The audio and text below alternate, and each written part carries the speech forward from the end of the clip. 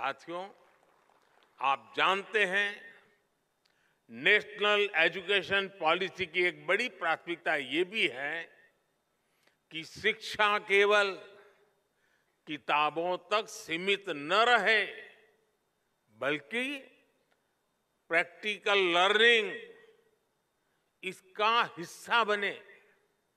इसके लिए vocational education को जनरल एजुकेशन के साथ इंटीग्रेट करने का काम भी हो रहा है। इसका सबसे बड़ा लाभ कमजोर, पिछड़े और ग्रामीण परिवेश के बच्चों को ज्यादा होगा। किताबी पढ़ाई के बोझ के कारण यही बच्चे सबसे ज्यादा पिछड़ते थे। लेकिन नई राष्ट्रीय शिक्षा नीति के तहत अब नए तरीकों से पढ़ाई होगी। ये पढ़ाई इंटरैक्टिव भी होगी, साथ साथ इंटरेस्टिंग भी होगी। पहले लैब और प्रैक्टिकल की सुविधा बहुत ही कम स्कूलों में उपलब्ध थी, लेकिन अब अटल टिंकरिंग लैब्स में 75 लाख से ज्यादा बच्चे साइंस और इनोवेशन सीख रहे हैं। साइंस अब सबके लिए समान रूप से सुलभ हो रही है। यही नन्हे वैज्ञानिक आगे चलकर देश के बड़े बड़े प्रोजेक्ट्स को लीड करेंगे, भारत को दुनिया का रिसर्च हब बनाएंगे। साथियों, समर्थ युवाओं का निर्माण सशक्त राष्ट्र के निर्माण की सबसे बड़ी गारंटी होती है। और युवाओं के निर्माण में पहली भूमिका माता, पिता और शिक्षकों की होती है। इसलिए मैं शिक्षकों और अभिभावकों सभी से कहना चाहूंगा कि बच्चों को हमें खुली उड़ान देने का मौका देना ही होगा। हमें उनके भीतर आत्मविश्वास भरना है, ताकि वो हमेशा कुछ नया सीखने और करने का साहस कर सके। हमें भविष्य पर नजर रखनी होगी। हमें फ्यूचरिस्टिक माइंडसेट के साथ सोचना होगा। हमें बच्चों को किताबों के दबाव से मुक्त करना होगा। आज हम देख रहे हैं कि एआई जैसी टेक्नोलॉजी, आर्टिफिशियल इंटेलिजेंस, जो कल तक साइंस फिक्शन में होती थी, वो अब हमारे जीवन का हिस्सा बन रही है। रोबोटिक्स और ड्रोन टेक्नोलॉजी हमारे दरवाजे पर दस्तक दे चुकी है। इसलिए हमें पुरानी सोच से निकलकर नए दायरों में सोचना होगा। हमें अपने बच्चों को उसके लिए तैयार करना होगा। मैं चाहूंगा कि हमारे स्कूलों में फ्यूचर टेक से जुड़े इंटरैक्टिव सेशन आयोजित हो। डिजास्टर मैनेजमेंट हो, क्लाइमेट चेंज हो या क्लीन एनर्जी जैसे विषय हो, हमारी नई पीढ़ी को हमें इनसे भी रूबरू कराना होगा। इसलिए हमें हमारी शिक्षा व्यवस्था को इस तरह से तैयार करना होगा ताकि युवा इस दिशा में जागरूक भी हो, उनकी जिज्ञासा भी बढ़े। साथियों, किसी भी सुधार के लिए साहस की जरूरत होती है, और जहां साहस होता है वहीं नई संभावनाएं जन्म लेती है। यही वजह है कि विश्व आज भारत को नई संभावनाओं की नर्सरी के रूप में देख रहा है। आज दुनिया जानती है कि जब सॉफ्टवेयर टेक्नोलॉजी की बात आएगी तो भविष्य भारत का है। दुनिया जानती है कि जब स्पेस टेक की बात होगी तो भारत की क्षमता का मुकाबला आसान नहीं है। दुनिया जानती है कि जब डिफेंस टेक्नोलॉजी की बात होगी तो भारत का लो कॉस्ट और बेस्ट क्वालिटी का मॉडल भी हिट होने वाला है। दुनिया के इस भरोसे को हमें कमजोर नहीं पड़ने देना है। बीते वर्षों में जिस तेजी से भारत की औद्योगिक साख बढ़ी है, जिस तेजी से हमारे स्टार्टअप की धमक दुनिया में बढ़ी है, उसने हमारी शैक्षणिक संस्थाओं का सम्मान भी विश्व भर में बढ़ाया है। तमाम ग्लोबल रैंकिंग्स में इंडियन इंस्टीट्यूट्स की संख्या बढ़ रही है। हमारी रैंकिंग में भी इजाफा हो रहा है। आज हमारे आईआईटी के दो कैंपस जंजीबार और अबू धाबी में खुल रहे हैं। कई दूसरे देश भी अपने यहां हमसे आईआईटी कैंपस खोलने का आग्रह कर रहे हैं। दुनिया में से मांग बढ़ रही है। हमारे एजुकेशन इकोसिस्टम में आ रहे ये सकारात्मक बदलावों के कारण कई ग्लोबल यूनिवर्सिटीज भी भारत में अपने कैंपस खोलना चाहती है। ऑस्ट्रेलिया की 2 यूनिवर्सिटीज गुजरात के गिफ्ट सिटी में अपने कैंपस खोलने वाली है। इन सफलताओं के बीच हमें अपनी शिक्षण संस्थानों को लगातार मजबूत करना है। इन्हें फ्यूचर रेडी बनाने के लिए निरंतर मेहनत करनी है। हमें हमारी इंस्टीट्यूट्स, हमारी यूनिवर्सिटीज, हमारे स्कूल्स और कॉलेजेस को इस रिवॉल्यूशन का केंद्र बनाना है। साथियों, क्वालिटी एजुकेशन की दुनिया में कई पैरामीटर्स हैं, लेकिन जब हम भारत की बात करते हैं तो हमारा एक बड़ा प्रयास है समानता।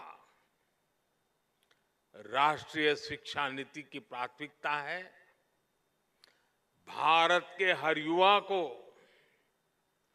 समान शिक्षा मिले, शिक्षा के समान अवसर मिले। जब हम समान शिक्षा और समान अवसरों की बात करते हैं तो ये जिम्मेदारी केवल स्कूल खोल देने मात्र से पूरी नहीं हो जाती।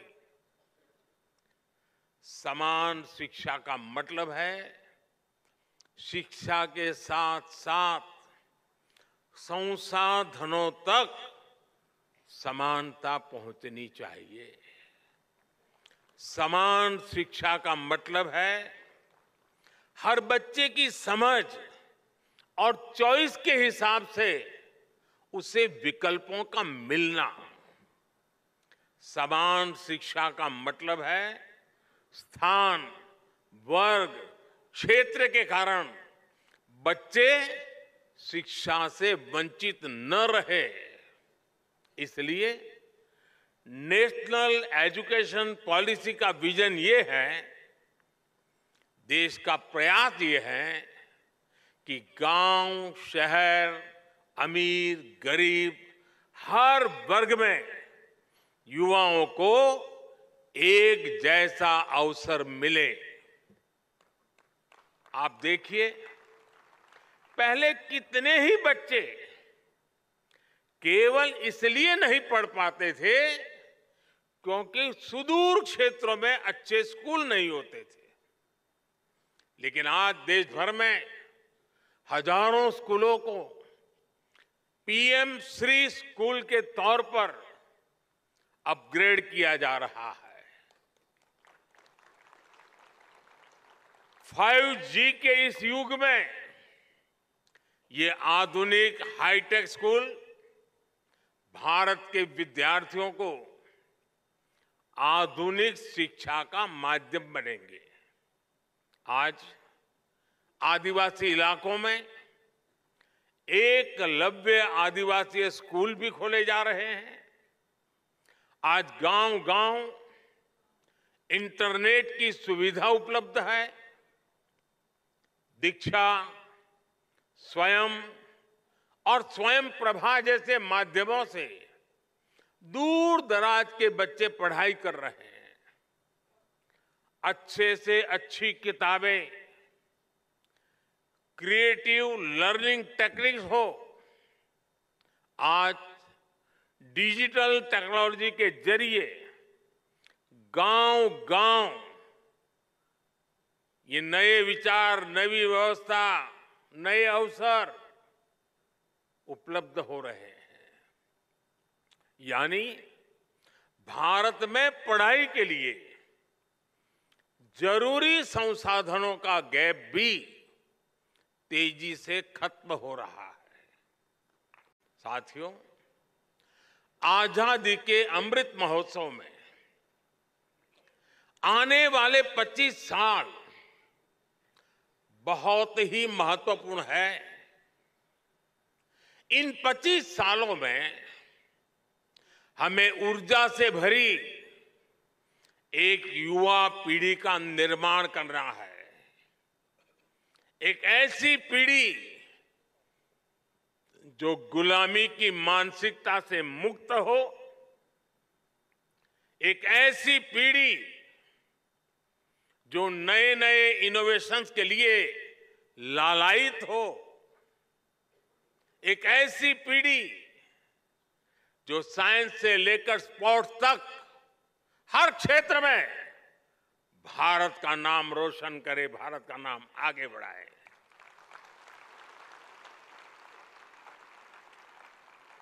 एक ऐसी पीढ़ी जो 21वीं सदी के भारत की आवश्यकताओं को समझते हुए अपना सामर्थ्य बढ़ाए, और एक ऐसी पीढ़ी जो कर्तव्य बोध से भरी हुई हो, अपने दायित्व को जानती हो, समझती हो।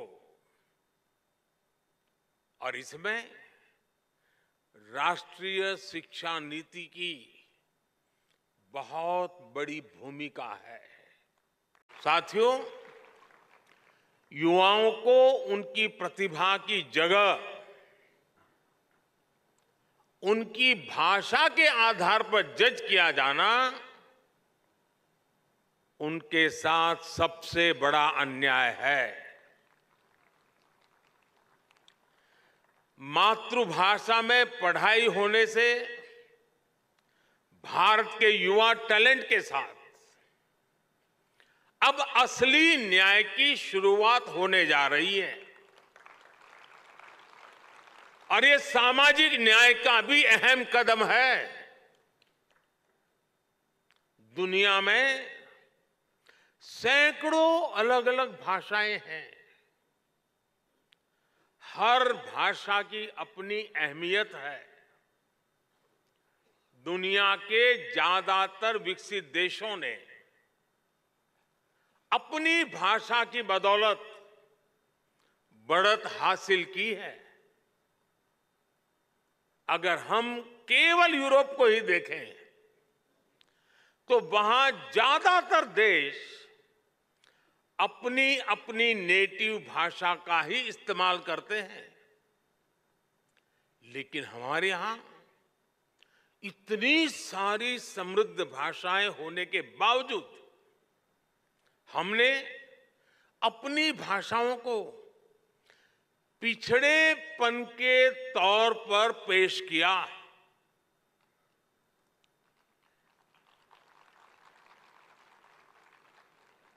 इससे बड़ा दुर्भाग्य क्या हो सकता है। कोई कितना भी इनोवेटिव माइंड क्यों ना हो, अगर वो अंग्रेजी नहीं बोल सकता था तो उसकी प्रतिभा को जल्दी स्वीकार नहीं किया जाता था।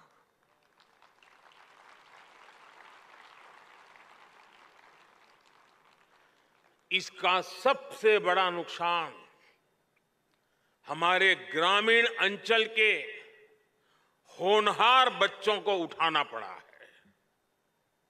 आज आजादी के अमृत काल में नेशनल एजुकेशन पॉलिसी के जरिए देश ने इस हीन भावना को भी पीछे छोड़ने की शुरुआत की है। और मैं तो यूएन में भी भारत की भाषा बोलता हूं।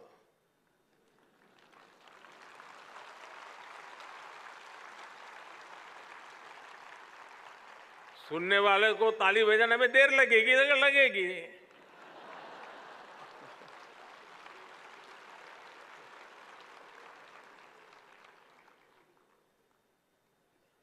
साथियों, अब सोशल साइंस से लेकर इंजीनियरिंग तक की पढ़ाई भी भारतीय भाषाओं में होगी।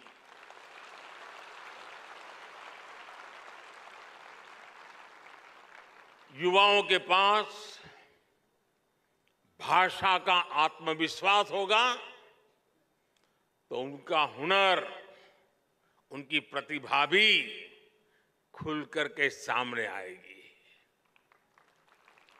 और इसका एक और लाभ देश को होगा। भाषा की राजनीति करके अपनी नफरत की दुकान चलाने वालों का भी शटर डाउन हो जाएगा।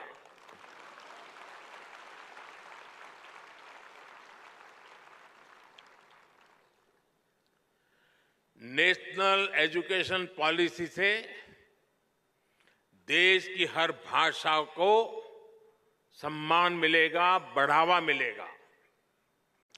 साथियों, जब युग बदलने वाले परिवर्तन होते हैं तो वो अपना समय लेते हैं। 3 साल पहले जब हमने राष्ट्रीय शिक्षा नीति की घोषणा की थी तो एक बहुत बड़ा कार्यक्षेत्र हमारे सामने था। लेकिन आप सभी ने राष्ट्रीय शिक्षा नीति को लागू करने के लिए जो कर्तव्य भाव दिखाया, जो समर्पण दिखाया और खुले मन से नए विचारों का, नए प्रयोगों का स्वीकार करने का साहस दिखाया, ये वाकई अभिभूत करने वाला है और नया विश्वास पैदा करने वाला है। आप सभी ने इसे एक मिशन के तौर पर लिया है। राष्ट्रीय शिक्षा नीति में ट्रेडिशनल नॉलेज सिस्टम से लेकर फ्यूचरिस्टिक टेक्नोलॉजी तक उसको बराबर एक बैलेंस वे में उसको अहमियत दी गई है। प्राथमिक शिक्षा के क्षेत्र में नया पाठ्यक्रम तैयार करने के लिए, क्षेत्रीय भाषाओं की पुस्तकें लाने के लिए, उच्च शिक्षा के लिए देश में रिसर्च इकोसिस्टम को मजबूत करने के लिए देश का शिक्षा जगत के सभी महानुभावों ने बहुत परिश्रम किया है। देश के सामान्य नागरिक और हमारे विद्यार्थी नई व्यवस्था से भली भांति परिचित है। वो ये जान गए हैं कि 10+2 एजुकेशन सिस्टम की जगह अब 5+3+3+4 ये प्रणाली पर अमल हो रहा है। पढ़ाई की शुरुआत भी अब 3 साल की आयु से होगी। इससे पूरे देश में एकरूपता आएगी। हाल ही में संसद में नेशनल रिसर्च फाउंडेशन बिल पेश करने के लिए कैबिनेट ने अपनी मंजूरी दे दी है। राष्ट्रीय शिक्षा नीति के तहत नेशनल करिकुलम फ्रेमवर्क भी जल्द ही लागू हो रहा है। मुझे बताया गया है कि फाउंडेशन स्टेज यानी 3 से 8 साल के बच्चों के लिए फ्रेमवर्क तैयार भी हो गया है। बाकी के लिए करिकुलम बहुत जल्द ही हो जाएगा। स्वाभाविक तौर पर अब पूरे देश में सीबीएसई स्कूलों में एक तरह का पाठ्यक्रम होगा। इसके लिए एनसीईआरटी नई पाठ्यपुस्तकें तैयार कर रही है। तीसरी से 12वीं कक्षाओं तक लगभग 130 विषयों की नई किताबें आ रही हैं और मुझे खुशी है कि क्योंकि अब शिक्षा क्षेत्रीय भाषाओं में भी दी जानी है, इसलिए ये पुस्तकें 22 भारतीय भाषाओं में होगी।